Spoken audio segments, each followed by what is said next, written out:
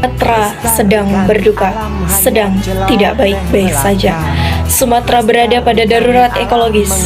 Ratusan korban tewas, ratusan lainnya hilang entah kemana, dan puluhan ribu rumah hancur.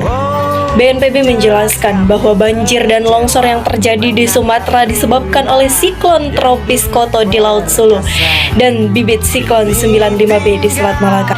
Teman-teman, apakah siklon penyebab utamanya? Mungkin kita tidak akan bisa terbohongi. Siklon hanya pemicu. Bahan bakar yang menjadi pemantiknya adalah rusaknya ekologis.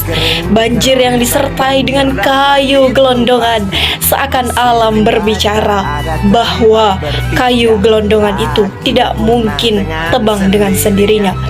Di balik cuaca ekstrim ada hutan yang sudah habis ditebang, bukit yang sudah habis ditambang, bahkan hulu sungai yang tidak lagi berfungsi.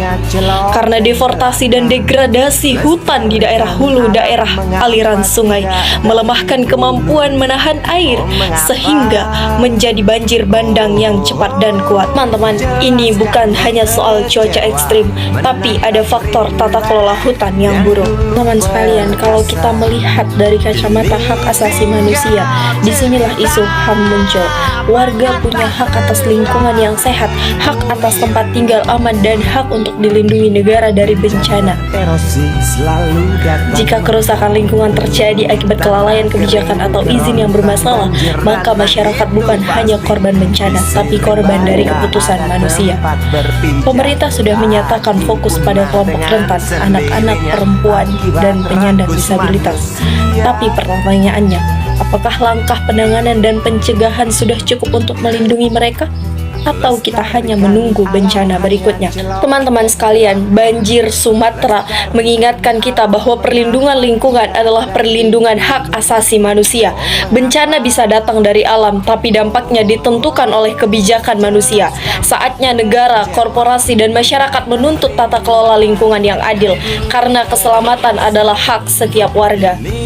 Maka dari itu, kami mendesak negara untuk hadir dalam penanggulangan bencana banjir Sumatera. Kami mendesak Presiden agar segera tetapkan status darurat bencana nasional. Dan kami juga mendesak agar pemerintah segera moratorium seluruh izin konsesi di kawasan hutan. Bencana longsor dan banjir yang terjadi tidak dapat dilepaskan dari kewajiban dan tanggung jawab negara.